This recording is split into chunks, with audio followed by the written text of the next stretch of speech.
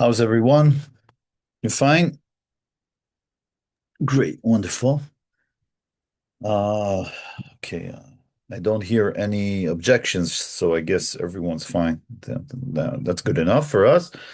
Let's begin. And we discussed Weisel, right? And Divrei Shalom Ve'emet, his phenomenal work and the response of the Jews of Trieste to Joseph II's. It wasn't a proposal, it was more of a decree. Uh,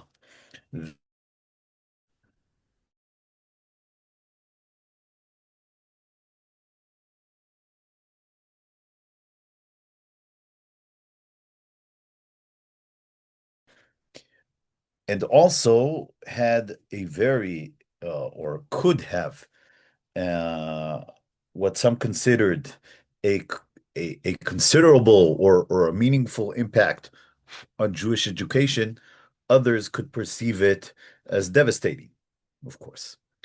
Now, last week, we discussed in detail the ideology of Weisel and his idea of two forms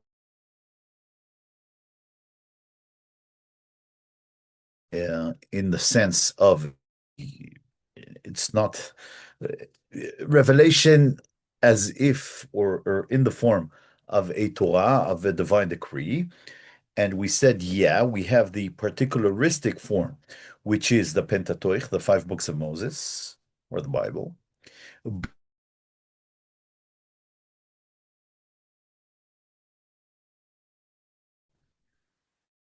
and should be a part of all and every form of education in the world for Jews and non-Jews alike is Torah Ha'adam, the divine decree to all humanity. Did we discuss this or not? I'm not sure. Okay, we haven't. Okay. So this is in fact Weisel's prime innovation and what he believed should be the core of every educational system. The idea was that you must create a form of communal education which should be shared by all human beings, and that is uh, uh, learning values and morality and ethics and what we call in Hebrew ben adam lachavero are supposed to shape the form of society, ethical, and so on and so forth. But not only should there be an emphasis on morality, but also on common knowledge. That is, every human being should have a base for educational progress. That is, every child should be acquainted with the most important and basic developments in physics, in biology, in linguistics, in mathematics, what we call in Israel nowadays core education. Okay, I guess every country in the world has some sort of this minimal level of education that you expect every fourth grader, every sixth grader to excel in, to be acquainted with. That is, you need to have a specific level in mathematics. You need to know some civil studies. You need to have basic physics or sciences or so on and so forth in order to be considered a graduate of the educational system of the empire. Because if you don't know mathematics in a level of 2 plus 2 equals 4, and you want to graduate from seventh grade, that's a disgrace. Now, it's not only a disgrace in the sense that you could do better, it's also a disgrace because usually there is a direct link between non-educated individuals and their socio-economical status. Of course, there are always exceptions.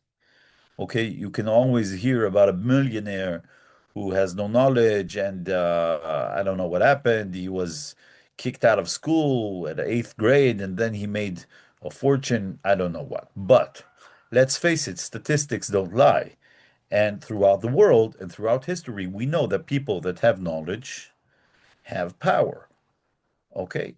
There's a great joke about a mathematics teacher that is strolling down the street, and then suddenly a Rolls Royce stops just by him, and the window goes down, and from the car, a person calls out to the teacher and says, "Professor, is that you?" And the teacher looks inside the car and says, "Is that you, Al?" He says, "Yeah, it's me. It's me. Come on in, come on in." So the teacher comes in the Rolls Royce and he's offered a drink and he is in this extremely luxurious car. He says, "I gotta ask you, Al, you were a terrible student. You knew nothing in mathematics. How did you make this fortune?" And the student says, "Well, I'll tell you, teacher. One day I bought a used TV set and I paid 100 shekels for it, or $100. And a few days later, I sold it for $300. And then I suddenly realized I have a business potential here. So I began buying TVs, paying $100, and a few days later I sell them at $300. I know it's only 20% income, but still it pays the bills. Okay, so that's how you can make a living being a mathematics teacher or a TV dealer, but still the idea is that sometimes you have these non-educated people who are extremely lucky, or I don't know what happened, and they got the opportunity to actually make a living. But let's face it, more times than not, the reality is much different. Now, if someone graduates or doesn't graduate at all, or graduates school, and that individual has horrific knowledge of mathematics, the problem is society's problem. It's not his own or her own problem, because we as a society are going to pay. We are going to pay for healthcare. We are going to pay for the bills. We are going to pay for the education of that individual's children. Why is that? Because generally speaking, that person will find work as a cashier at Costco or McDonald's because those jobs don't need a higher education, and you don't, even though being a cashier, you do need to have some knowledge in mathematics, or at least knowledge how to press on buttons.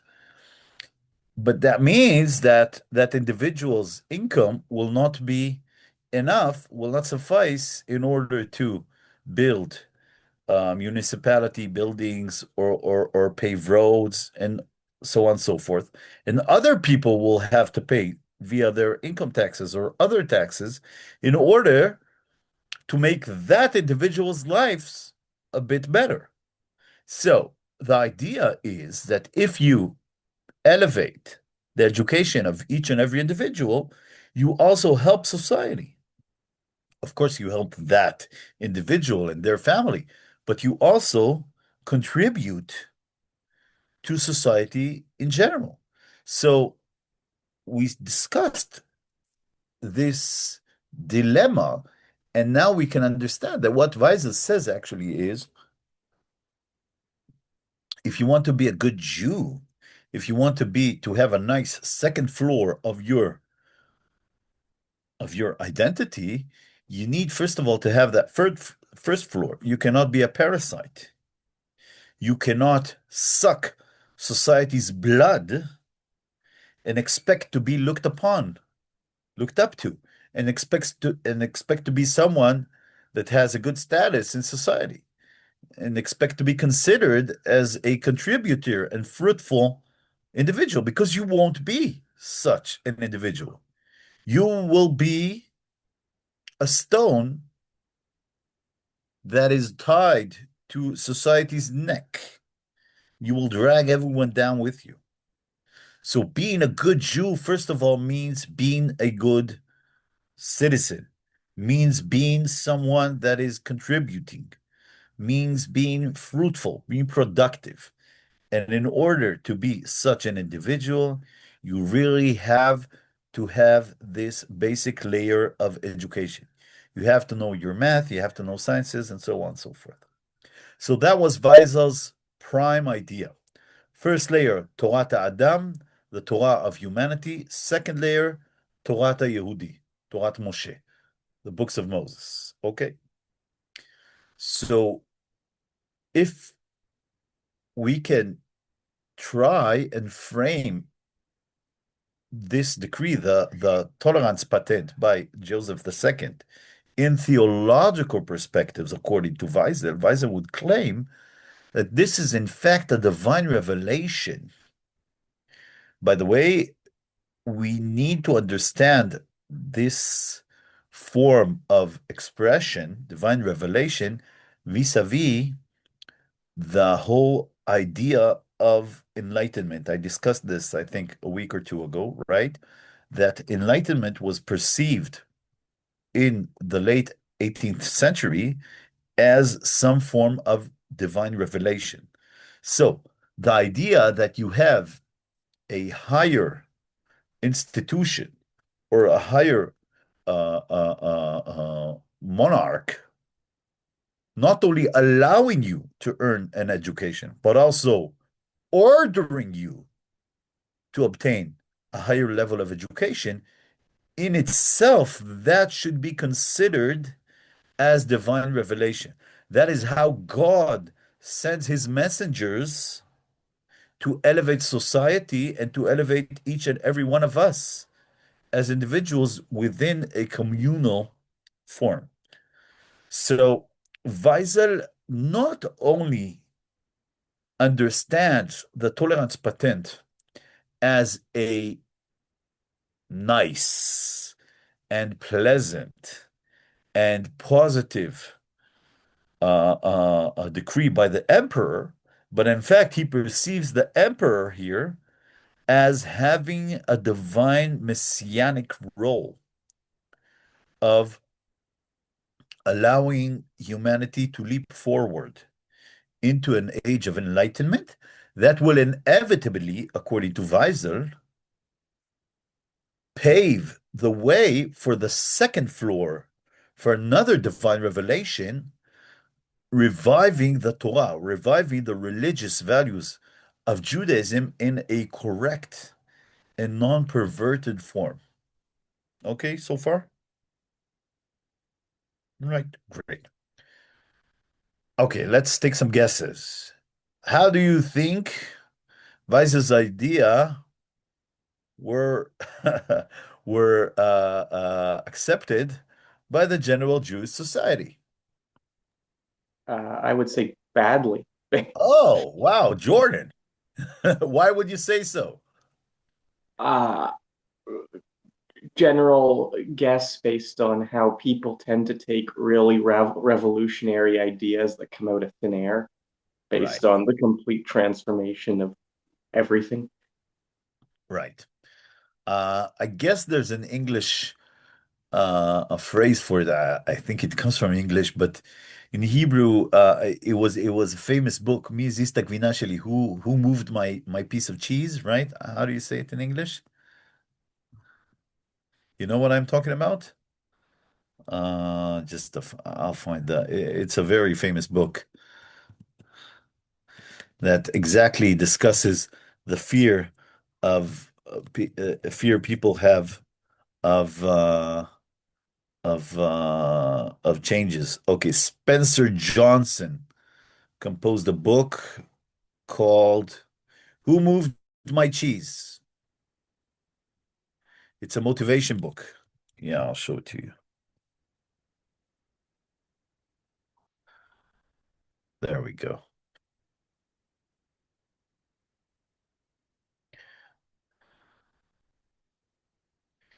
Here we go. Who Moved My Cheese? And that's a book.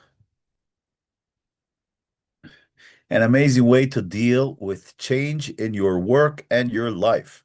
A motivational business fable by Spencer Johnson that describes four reactions to change. It's a parable about two mice and two little people during their hunt for cheese. Okay, the idea is, generally speaking, once you learn how to embrace change and to evolve and develop yourself using changes, is exactly the point where you find your way to success, as opposed to fearing changes and understanding them as threats, as potential for catastrophe, as potential for destroying your own world and your worldview and all of the stuff you built to surround you and to protect you. That is exactly when you fear you fail. And once you perceive changes not as potential and not as opportunities, but as threats, well, it's quite naturally you will resist any form of change. By the way, this book had a very major contribution to a whole venture of what you see nowadays as coaching and organizational counseling, right? I mean, the millions of people get money doing nothing except for talking, right? All these people. I hope I'm not harming anyone's job here, but people that motivating you to embrace change. It all started from this book in the late 90s, Who Moved My Cheese? By the way, it's a very good book, and I'm not trying to mock it because I myself hate changes, and I know I hate changes. But sometimes, life slaps you in the face and forces you to make changes. And if you don't know how to adapt, you find yourself in a lot of trouble, in a pile of trouble. So, as Jordan predicted, many people did not embrace the change. And in fact, they perceived it as a threat.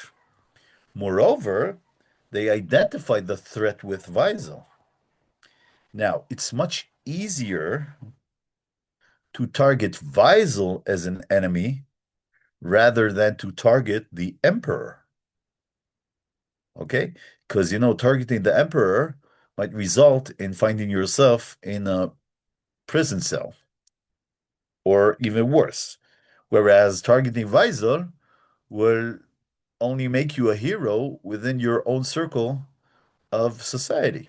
Okay? For a very traditional conservative society to target the reformists, to target those who dare to introduce changes is easy.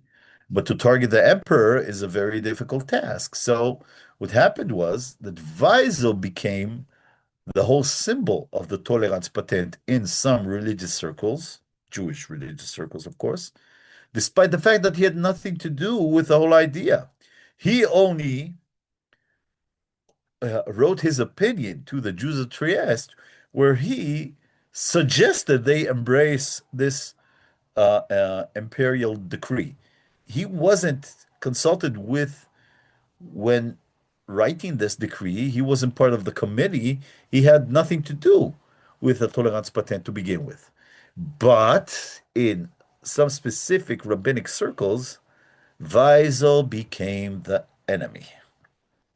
Now, when we speak of an enemy, we have to first identify those who were the most vocal and the most fearful figures debating with Weisel. We have two very important rabbis, and I will speak of one today, even though uh, I mean, I could have spoken about another, but still, we'll discuss one of them. The most prominent rabbi, or one of the most prominent rabbis in Europe during those days, Rabbi Chezkel Landau. Now, we'll put some music, and you'll have the opportunity to read about Rabbi Chizkel Landau. I'll send you the link.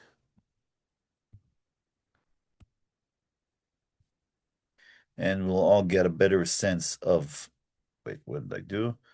Of what Rabbi Landau stood for. Any suggestions to music pieces we will now hear? Anyone? Vladi, I think you should be our DJ. That's the worst choice ever. Okay. Like, Okay. How about some Muslim Sufi music? Yeah? sounds good.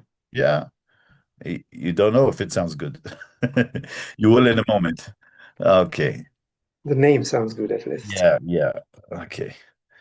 There's a very important Sufi song which is called Mast Kalanda. Okay, there we go.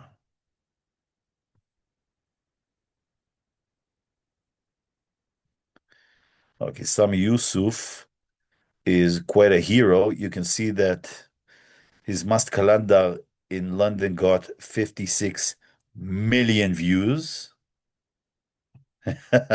Okay, and even though this one is even more, I mean, really, he got it's quite fascinating. We won't hear the whole piece, but let's hear the one. I think it was in it. This wasn't in London. I don't recall where it was. It's very beautiful. Okay.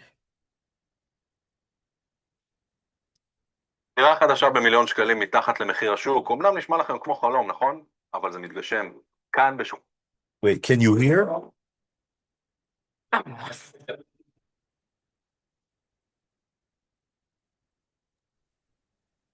No. You can't hear it? No. No? Wait, maybe I shared it. Oh, no, I didn't share optimize. Yeah, there we go. Now you'll hear it.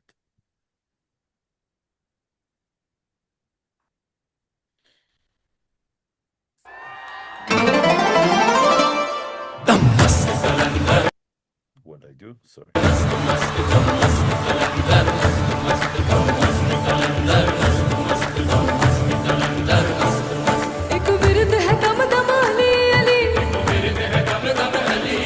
सखीलाल कलंदर मस्त मस्त सखीलाल कलंदर मस्त मस्त सखीलाल कलंदर मस्त मस्त सखीलाल कलंदर मस्त मस्त झूलेलाल कलंदर मस्त मस्त दम मस्त कलंदर मस्त मस्त दम मस्त कलंदर मस्त मस्त दम मस्त कलंदर मस्त मस्त दम मस्त कलंदर मस्त मस्त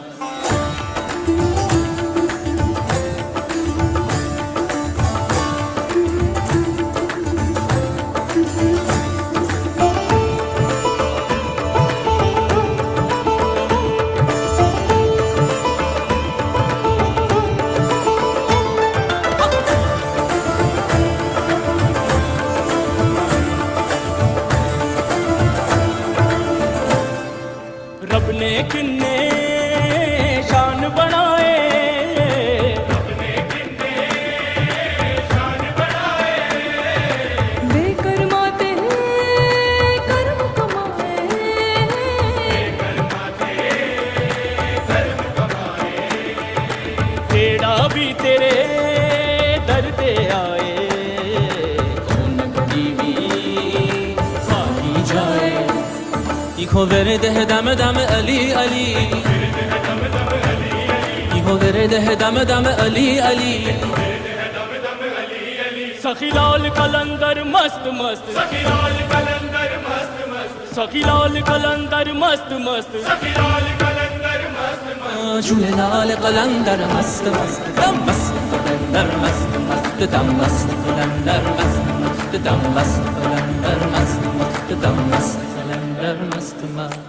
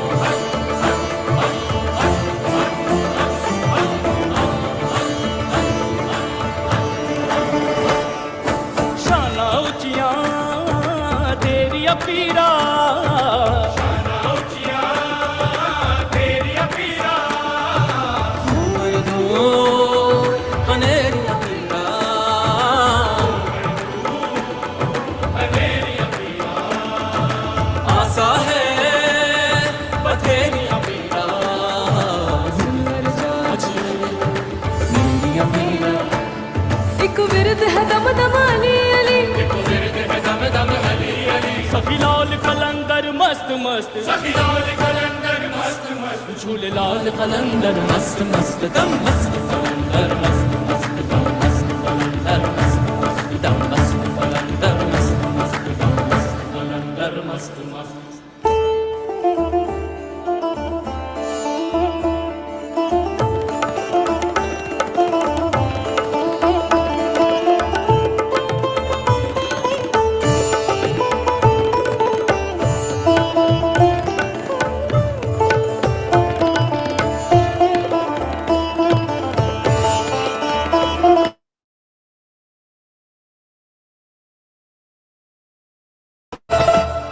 Aki jamalanga tu ali ali ali ali aki jamalanga sache ape man ladge aki jamalanga sache ape man ladge aki jamalanga sache ape man ladge aki jamalanga sache ape man ladge ajne te gale sare ali ali gange mast mast mast mast dam mast kalandar mast mast dam mast kalandar mast mast dam mast kalandar mast mast dam mast kalandar mast mast dam mast kalandar mast dam mast kalandar mast dam mast kalandar mast dam mast kalandar mast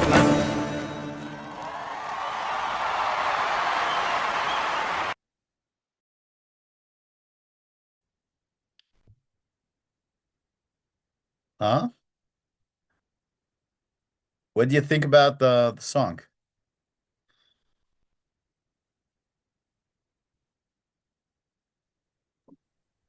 I'd actually heard it before, but I'd never heard the musician's name. So good Oh, to know. you heard it before? Really? Yeah, yeah, well, yeah, Canada, right? It was in Canada? I'm not sure. I don't know. Okay. Oh no, Canada has lots of Muslims, so It's a you'll hear it quite a bit specific sect within Muslim Islam. The Sufi Islamists are considered by many Muslims as heretics. more. Yes, Uh, they are perpetrated because they are pacifists, but not only because they are pacifists. But generally speaking, they are not consider. I mean, Orthodox Islam does not like them, to say the least. but if you're setting up a multicultural festival, you're not going to find music from Great. the Right. Wahhabi. Okay. Okay. So, but what you must kind of famous Sufi leaders from the 18th century around Pakistan, northern India, and must is like the word mystical. Must means intoxicated with love. And it talks about he was so devoted and so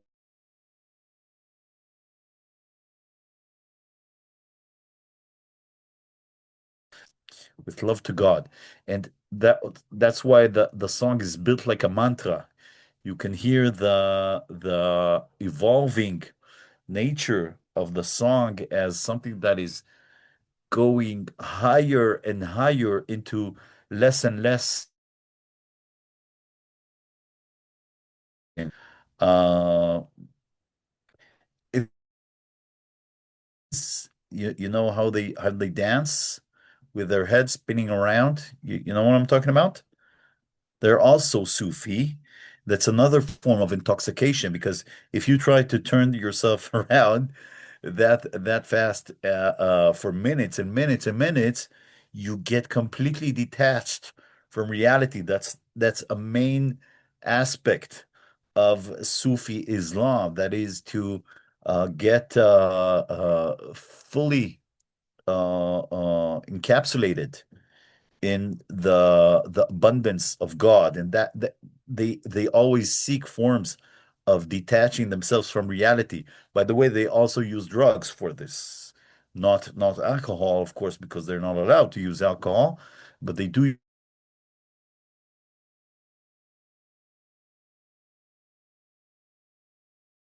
other forms of detaching, such as dancing in extreme speed and I don't know, maybe I showed you once. You can see Chechnyan dances also performing zikr, which is a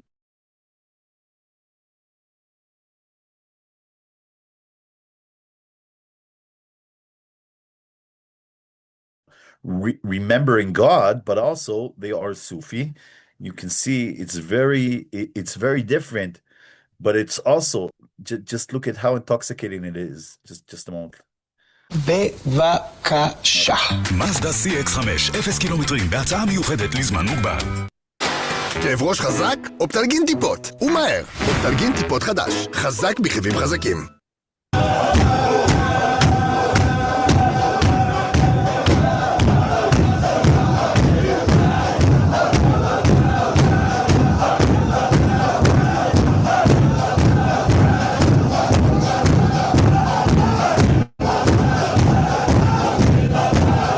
These aren't 18-year-old guys.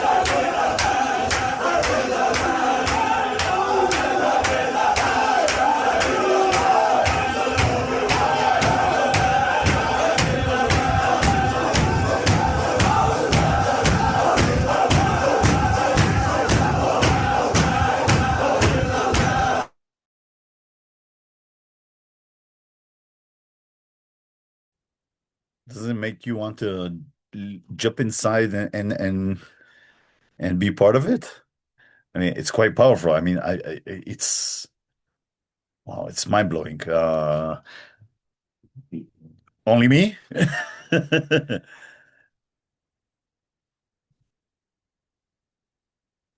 I mean, It's like Chabad. I'm sorry? A bit like Chabad. Yeah, in a sense. I mean, it's intoxicating. It's being part of something great, of achieving this ecstatic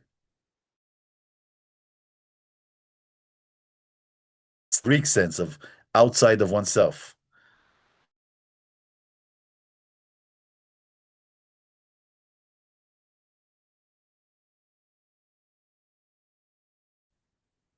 Just a moment. You can't hear me? Oh. Yeah, I see now. Now can you hear me? It happens occasionally, like once in a couple of minutes, like Okay. every 30 seconds, everything freezes. Okay. So I'll try it. Maybe the videos are a bit harsh on the internet connection. Okay. So coming back to our discussion, have you read about Rabbi Yechezkel Landa? Okay, so Vladi, any inputs? What would his position look like? Sounds pretty conservative. Yeah. Doesn't like any change or whatever, because he's very suspicious. These are the guys that are ruining the generation. So everyone pretends to be the new light, but these are like false broken cisterns which don't hold water. So they're just, they're dangerous. Yeah, It yeah, looks like in one bucket he puts like Hasidism, Haskalah, Shabtai Tzvi, everyone. yeah, right, right. And I think I can cite Spider-Man's uncle saying that with great power comes great responsibility, right? Uh, so you know what I'm talking about, right? That's what he used to tell him. As opposed to Weisel, who is a nice guy, but I mean, he's not responsible about anything.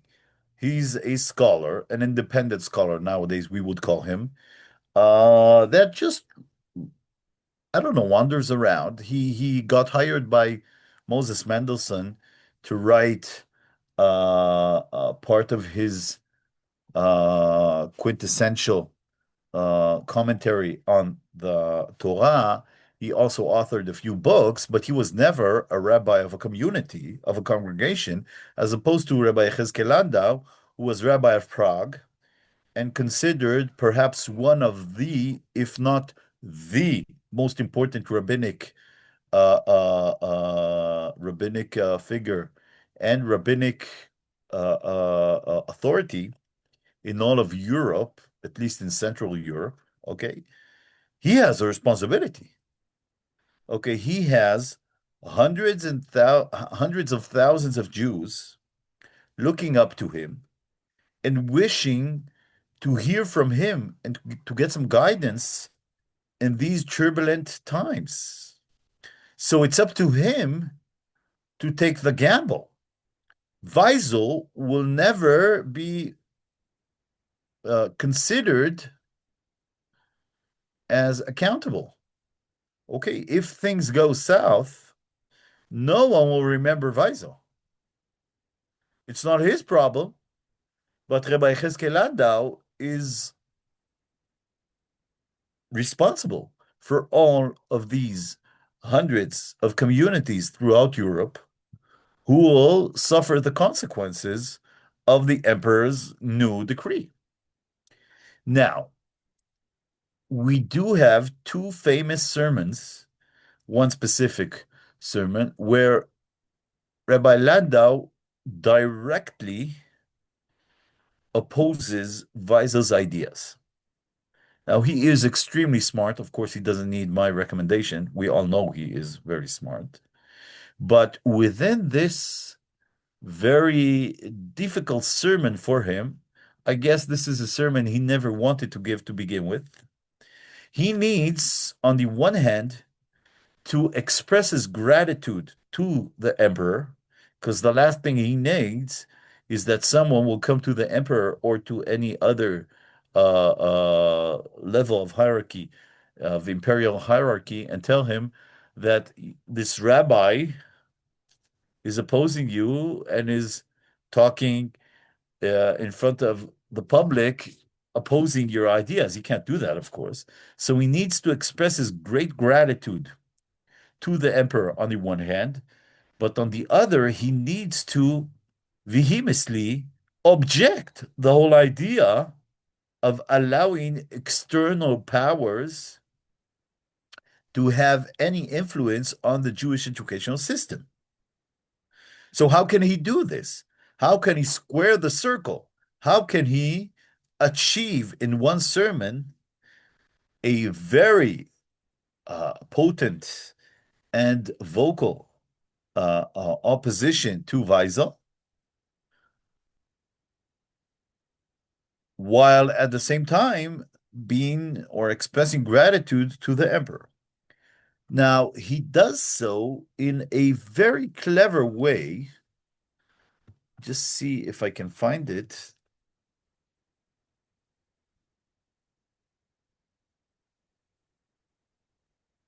I'll just see if I can find it.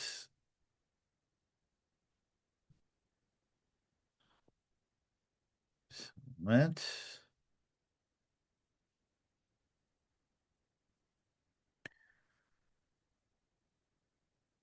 There we go.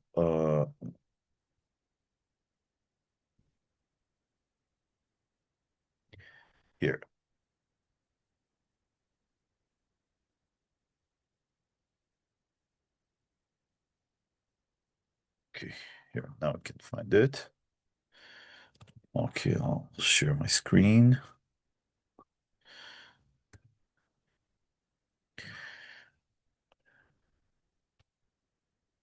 Okay, now, of course, it's in Hebrew, but we'll manage.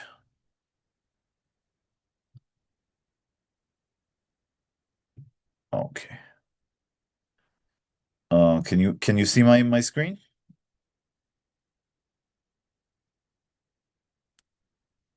Yeah, can you hear me?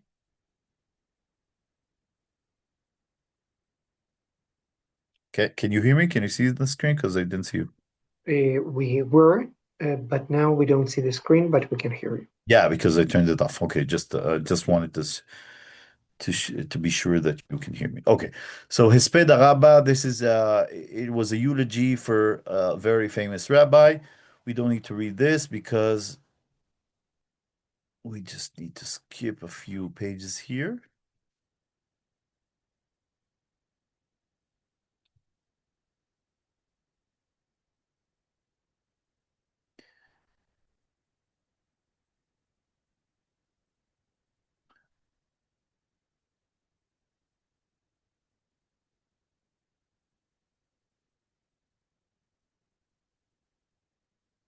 There we go, here.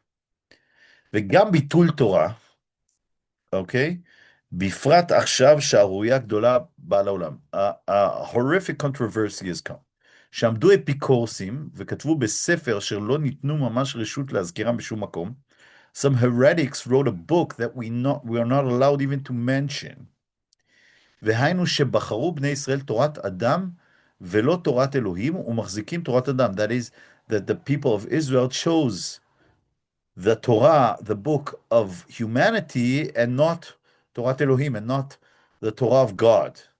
וזה אמר הכתוב, הושיע השם כי גמר חסיד כי פסו אמונים מבני אדם, חס ושלום, God forbid that they say we should learn the Torah of humanity and not the Torah of God. Okay? And here he says, הנה גם בימינו עלתה, what can we say that even in our days, שהאפיקורס הירץ וייזל, the heretic Hirtz Weisel, the author of a book, wrote that Torat Adam, that the Torah of humanity is the foundation, העיקר. שהרי קל וחומר דור שנברא העולם ולא ניתנה להם תורה עד שלמדו מעיקר תורת האדם. וחלילה לומר כי God forbid if we can say that. אדרבה, moreover, we know that even our forefathers learned the Torah, the Jewish Torah, and they already had a Beit Midrash. And they were indeed tzaddikim, they were righteous, as opposed to those who only learned Torat Adam, the Torah of humanity, and they indeed eventually banished God's words. So this is horrible. כמו כן, אלה אפיקורסים שבימינו, ביקשו לעשות להם שם על כך שיפיצו למדינה זו להיות הם מלמדים אמינות שלהם. In our days, these heretics asked or offered that their ideas will be learned by the people, and they will do they will use the idea of the Torah of humanity as the foundations. And here comes his extremely sophisticated form of distinguishing between Weisel and the emperor. This is where you really need to pay attention. He says the following. ובוודאי מה טוב ומה נעים עשה קיסר ירום אותו. Undoubtedly, the ideas of the emperor are phenomenal, are great. בעשותו לנו ללמוד חוכמתם ועשה נורמל שול. The idea that we should indeed learn in a normal shul, that is a regular, a public school, and learn some of the general knowledge, that's beautiful. As we saw, Daniel, Hananiah, Mishael, Vazariah, they learned by Nebuchadnezzar, and they learned his languages and other very important forms of wisdom. But the emperor does not request us to abandon our Torah, to abandon our teachings. Moreover, Elu Apikosim, these heretics do want to offer us to abandon everything. And this is where he is speaking very, very esoterically, I mean, ambiguous here. Umuvtachani, I have no doubt, שכל מי ששמע דרשה זו, that each and every one who hears my sermon, לא ייתן שלט לרשעים הללו או לתלמידיהם אם יבוא למדינתנו. Will not allow any of these evil people to speak here or to offer their ideas here. ולא יתנם לינת לילה, will not even allow them to sleep over. We don't want these ideas here at all. Now, the way he, or the narrative he creates, is that it appears that the emperor wants only one thing. He only wants the Jews to learn Torah. He only wants the Jews to be righteous. The only thing he cares about is that the Jews will study their traditional form of Torah learning and will be as observant as possible. And it is Weisel and his friends that are the threat to Jewish society. Now, of course, it's needless to say that Weisel never offered such a thing. Weisel himself was extremely devoted to religious studies. He was a completely religious, observant Jew, and he never would have even thought of the idea of abandoning even one commandment, let alone all of them. Moreover, it would be quite reasonable to assess that if you would have asked the emperor what he wishes, he really did wish the Jews abandon their traditional way of life and assimilate themselves within the general society, because that was the whole idea of his tolerance patent. He wanted all of the members of the empire to assimilate themselves and to integrate themselves into one form of educated and competent individuals. That's what he wanted. So what Rabbi Landa does here is quite intelligent and quite sophisticated, but it is very ambiguous. He uses Weisel as a target, but his real target is in fact what the emperor said. However, he can't say that out loud. Now, I think, and that's because I have some acquaintance with rabbinic literature and with rabbinic homiletics, when Rabbi Landa says, I trust that none of those hearing my sermon will even think of allowing such ideas to be part of their life and to enter and to be part of the discussions in our societies, I think he knows what we know, that he doesn't mean to target Weisel. I mean, of course, he objects Weisel's ideas, but what he really means is that he is trying to undermine the emperor's ideas. However, he can't say a word about the emperor. That's why he is talking about Weisel. Now, this is a very famous way of dealing with decrees coming from the government, and Jews perfected this way of response to governmental decrees.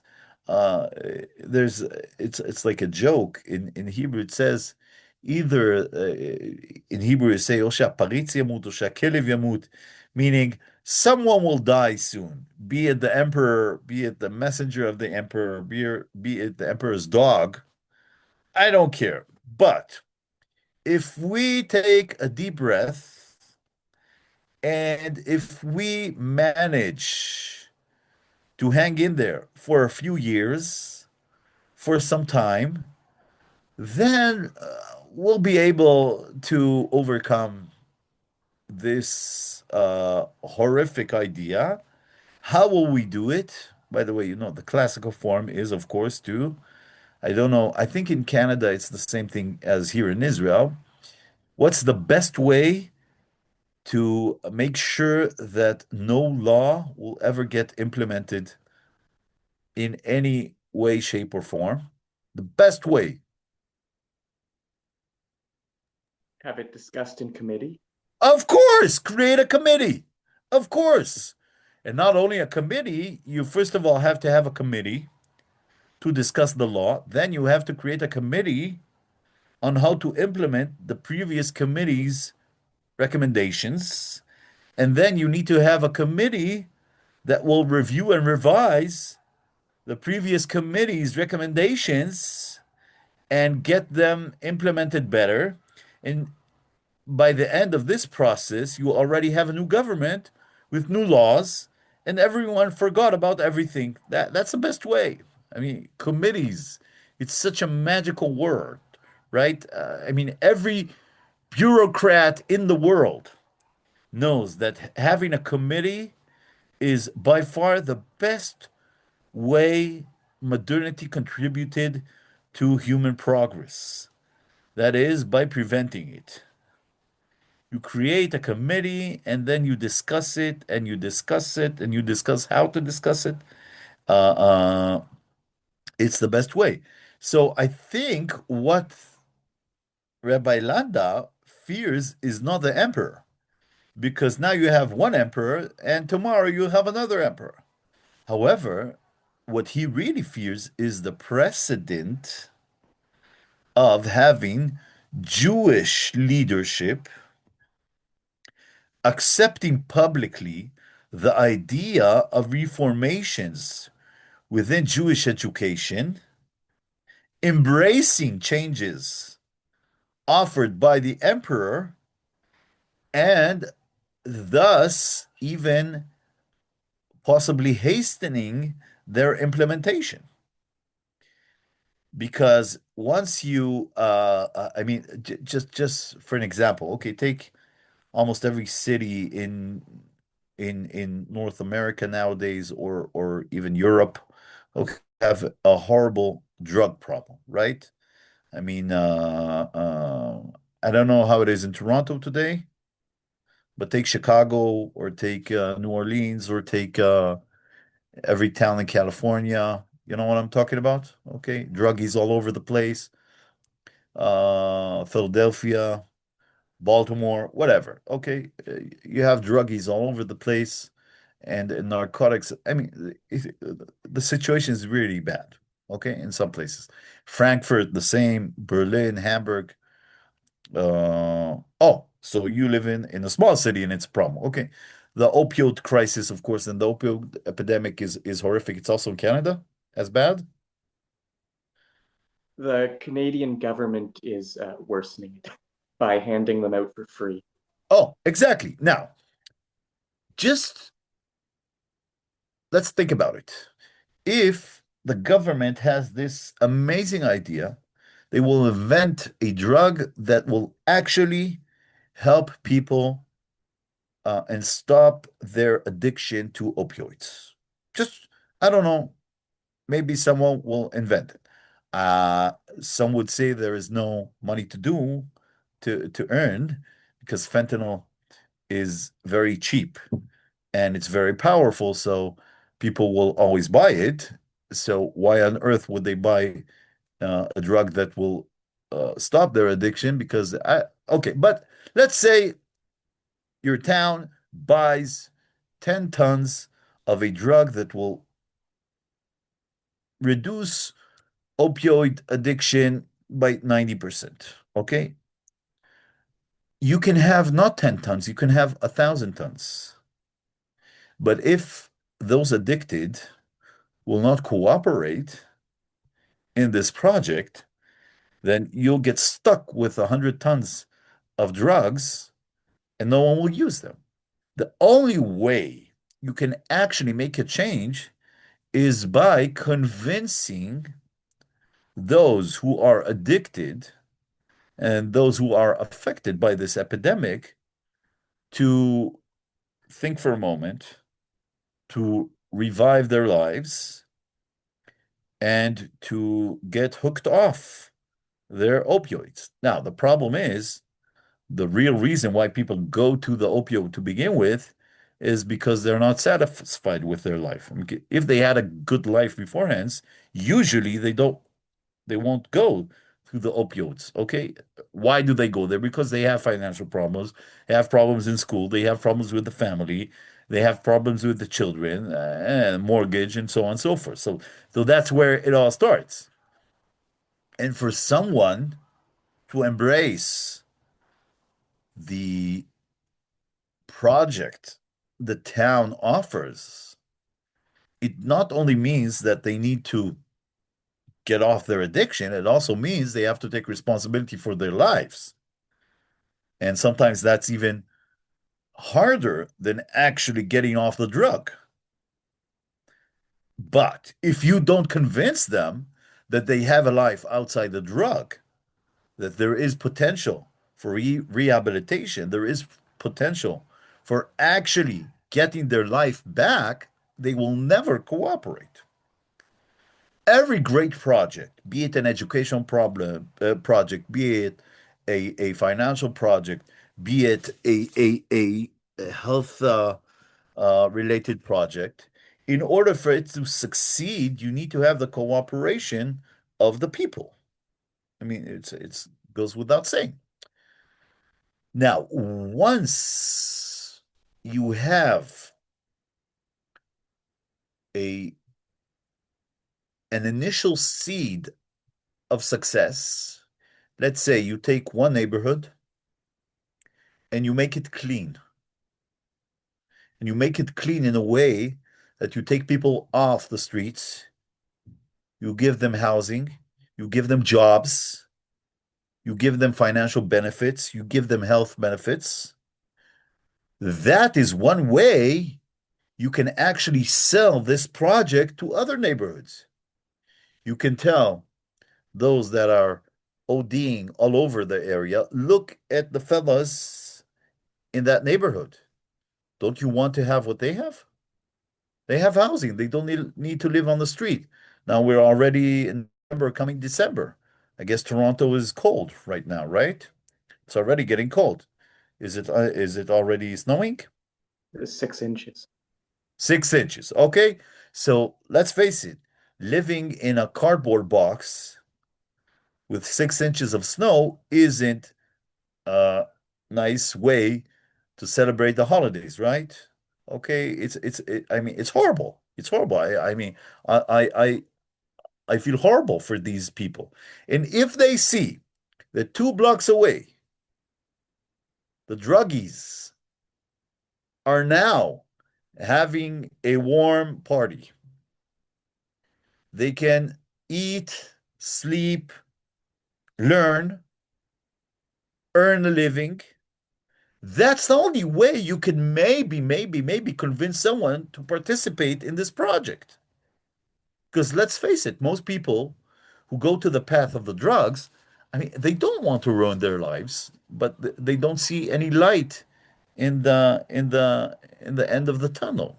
They need to see something which would be tangible for them. I wish I had, of course, the ideas and the finance and the ways to do it. I don't, but just thinking about it, if you have a project which is successful within a town, then you can market this project as a success story and keep on developing and evolving this project into something bigger. So the worst fear, and I'm sorry for the parallel I'm going to do here, but the worst fear Rabbi Landau has is for some Jewish community in Europe to actually embrace the emperor's ideas. Because if every community, every Jewish community will react the same in the best way they know, which is, as Jordan said, create a committee and a subcommittee and two other subcommittees. It's like creating shell companies of committees, yeah? That way, we can assure that no Jewish community will be affected or destroyed, if you ask Rabbi Landau, by these ideas. However, if you have a community, just think about it. If the Jews of Trieste will actually create schools, normal shuls, as the emperor suggested, with teachers that will have knowledge in German and Italian, they'll teach biology, they'll teach mathematics, and afterwards we'll have Sunday schools or something like that for the children of the community to actually learn rabbinic teachings and to observe. And just think about the possibility that you'll actually have the youth of the community getting successful, earning themselves jobs, and the worst part, staying Jewish doing so. Just think of the precedent. You'll first have Trieste. 2 years later, you'll have 5 more congregations throughout the area. 10 years later, it's a national phenomenon that you can't stop. It's going to be an avalanche of communities embracing these ideas. By the way, why would I claim that this thing is going to happen, that this development will actually occur? Because that's exactly what happened, of course. Okay? So Rabbi Landau fears exactly the possibility of a success story, because for him, it's almost a death wish for the Jewish way of life to actually embrace the emperor's ideas.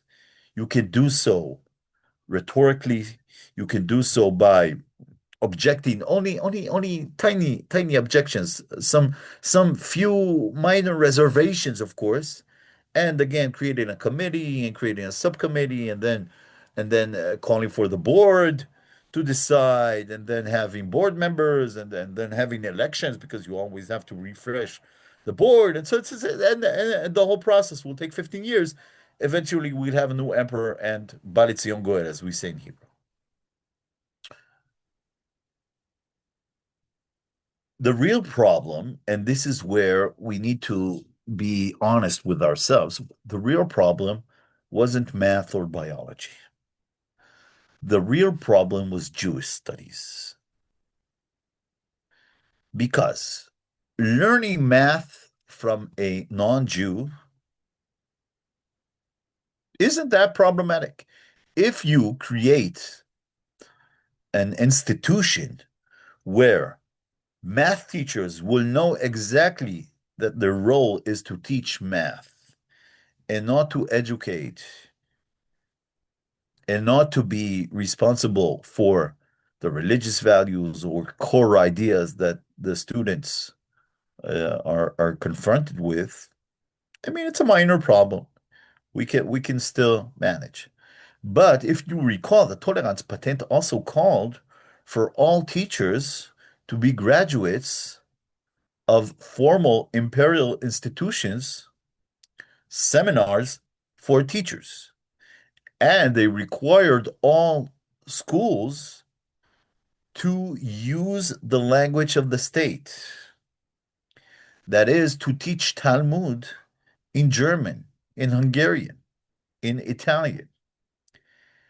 And if you want a seminar graduate to teach in a school, then in many cases, that graduate will not have a formal or a traditional or mainstream rabbinic education.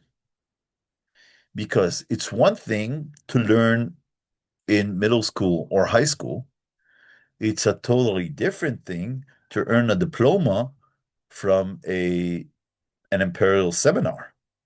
That means you have to invest 4 years of your life to learn in a completely non-Jewish environment with non-Jewish teachers, and you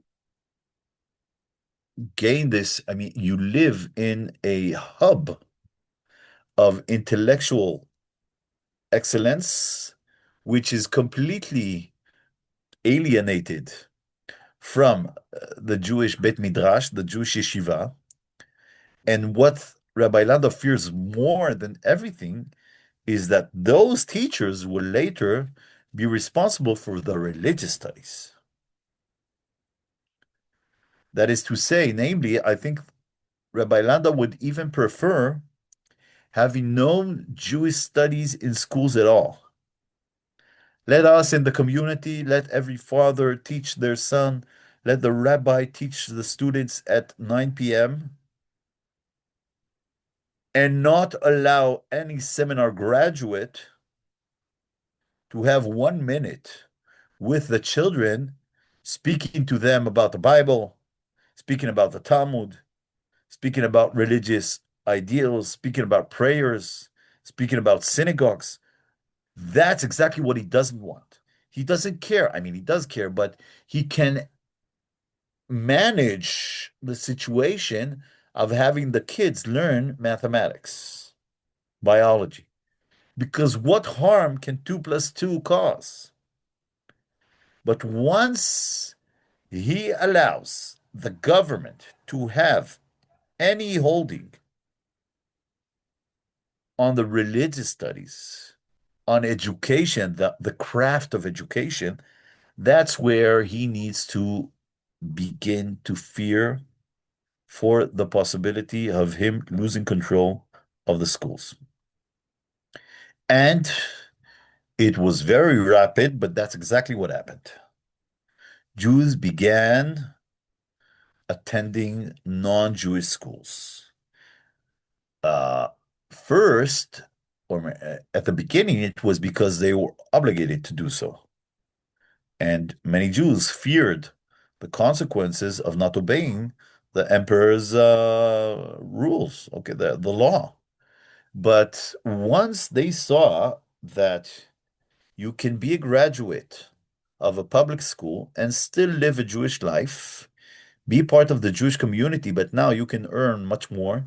You can have professionals or professions that are completely different to those that you used to uh, historically have. That is, now you don't have to remain a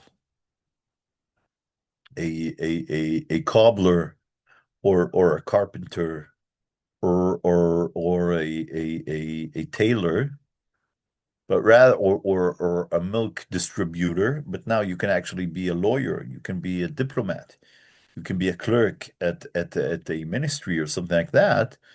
Well, in that case, many Jews started to leave the traditional format of religious schools. And what happens when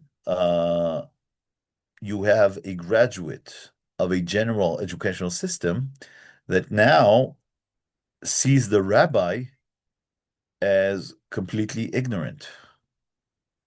He sees the rabbi and he knows things that the rabbi does not know.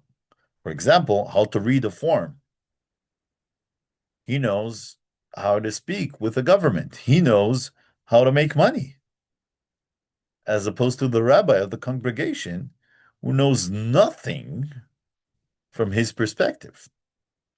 Now, he comes to prayer on Shabbat morning, this guy. And he sees the rabbi standing in front of the congregation, giving a sermon in Yiddish, which is corrupt German, and mumbling to himself on ideas and values that this guy really has nothing to do with.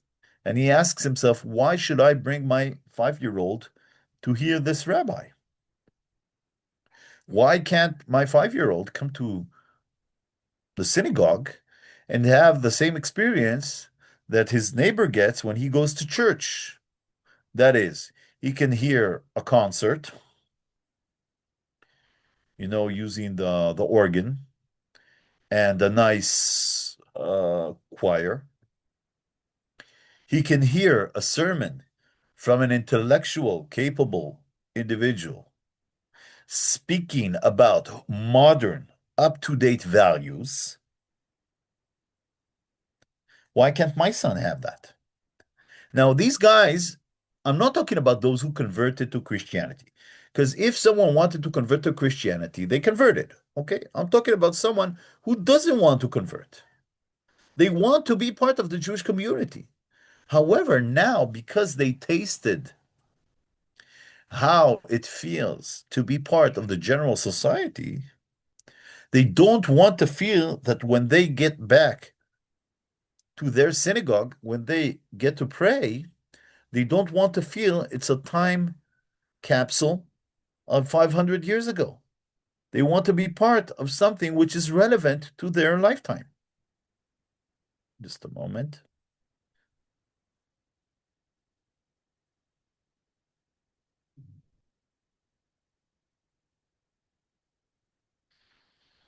Okay. Yeah. Does it make sense what I'm saying? Yeah. And let's speak about architecture. Now, it might sound stupid, but Vladi, you're in Israel, right? Where are you now? Sorry? Tbilisi, Georgia. Oh, you're in Tbilisi. Okay, okay. So, um, has any one of you been to Vienna or Budapest or any German city, major city? No? Sure, no, I've Okay, been there. you have. Oh, Jordan, have you been to Europe to? I've been through northern Europe. I've seen most of Scandinavia and England, but Okay, not I've never been to continental, okay, not properly. okay. So, uh, specifically Central Europe, it's very prominent there, but also Western Europe, okay? Maybe Scandinavia. I've been to Norway. I haven't been to other places in Norway. It's not that emphasized, but in 18th and 19th century, architecture was a very big deal in Europe. Architecture was a very big deal because it was the first time where the general community and not only the monarchs could actually enjoy luxury, could actually enjoy aesthetics in their life. Okay. Up to the 16th and even the 17th century, throughout Europe, the world was divided between the monarchs and the dukes and the royalty families to the peasants. The peasants lived in sheds, in slums, and the royals lived in castles. But once the Enlightenment erupted and people started to have money, and you had middle class society, and you had theaters, and you had operas, and they were not only offered to royalty, but they were actually offered to the general public. People wanted to dress up and to go to a beautiful theater and to enjoy, to pay for a ticket and to enjoy a beautiful mansion and to go to a museum and to walk into a garden and see how beautiful it looks like. So architecture was a very, very big deal because suddenly it became accessible. Okay. So, and you can see it in Central Europe and also in Western Europe. By the way, in London, you can see it very beautifully. Okay. When you go to these cities, you see that in the Victorian era in London, once the money began to pour during the Victorian era in the Industrial Revolution, suddenly you see clubs and you see hotels, and you see all of these beautiful, beautiful buildings. They were not present 100 years earlier or 200 years earlier. The same applies to Vienna, the same applies to Frankfurt and to Hamburg and to all of these places. Suddenly you have these beautiful places. You still had slums, of course, but architecture was a very, very big deal. Moreover, by the way, by the mid 19th century, many of the greatest architectures were Jewish. Jews were one of the first to embrace the art of architecture, and that is also why you see amazing, fantastic synagogues being built in the 19th century in Europe. Now, in order to build a synagogue, something like Vladi, did you visit Budapest? So you saw the Dohani Utsa synagogue, I guess, right? Not very sure, to be honest. It's the second largest synagogue in Europe. You can't miss it. It's Yeah, right in downtown Budapest. It's a towering monument. I mean, it's humongous. I mean, it's amazing. Okay, but it's a bad example because it was built in the end of the 19th century. But in the beginning of the 19th century, suddenly you have middle-class Jewish families, and they create middle-class Jewish congregations. And these congregations want middle-class mansions. You have a beautiful theater, you have a beautiful opera. Why? Well, we have a beautiful synagogue. Whereas the traditional synagogues did not look like mansions. The reason is they didn't have the money to afford it. Why is that? Because the traditional synagogue still had cobblers and tailors and milk distributors, whereas the more modern synagogues had industrial moguls, had lawyers, had physicians. Okay? And once you begin to develop a synagogue, you want a rabbi. But the last thing you want is a rabbi to speak in the synagogue and say how bad you are and how your lifestyle is horrible and how you are ruining Judaism. So the clash becomes very relevant when we discuss architecture and when we discuss specifically the architecture of synagogues. That is why one of the first debates concerning questions of Orthodoxy and non-Orthodox Judaism is the Heichal debate from Hamburg. Let's read about this for a moment. I know you have just a moment.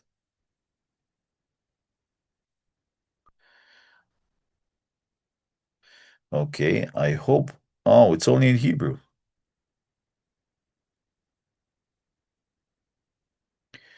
Okay, I'll tell you what we'll do. I'll use AI and I will translate this to English because it doesn't exist in English. And this will be our, you know what? You can do this by yourself. I'll tell you what we'll do. I'm sending you now in the chat this link. This link is for a Hebrew Wikipedia page dealing with the Heichal dispute, okay? What I'll ask you to do is to take it and to translate it to your preferable language. Okay, use AI, it will be very easy. And we'll discuss this next time. Now, here's something, a very important announcement. Please be with me. Next week, my son is getting married. To be exact, my son is getting married on Sunday, next Sunday. However, following his marriage, thank you very much, we celebrate what is called in Hebrew Sheva Brachot. It's a week of celebrations that every evening we have a family gathering and then we have a party. So next week on Tuesday, I will not be able to participate in our lesson. So what I will ask you to do is a short task. It really is short. Okay, don't worry. Just read the temple, the Wikipedia page I just sent you, okay, about the temple debate, Rivaichal, and send me 2 paragraphs of how you perceive this debate, this pursuit, this polemic as reflecting traditional and modern values confronting one another. So just describe this generally, but just I want you I just want to know that you actually read this and know what we're talking about, because next time we'll actually delve into the debate and different opinions that were raised. This was the first of many, of course, debates that actually create the schism in Central European Judaism that was resolved only by the Second World War. Of course, it was resolved quite tragically. So just read it, and by the way, if you want, you can of course elaborate on it. There are many sources and texts on this. If any of you want to read about this more elaborately, Professor Michael Meyer is considered one of the most important scholars of German Jewry, and in his seminal book on the birth of Reformed Judaism, I don't recall the specific title, but it would be very easy to find it. He dedicates 1 or 2 chapters to the temple dispute in Hamburg. Okay, so if you want to elaborate on it, you can find it there. Okay? Questions? Anyone? Thank you. Mazal tov, by the way. Thank you very much. Thank you very much. So we'll meet again Thank you. So I wish you all a pleasant 2 weeks, and be healthy and stay well, and we'll meet again soon. Okay, bye. Just everyone copied the link? Wonderful, great. Thank you very much. Okay.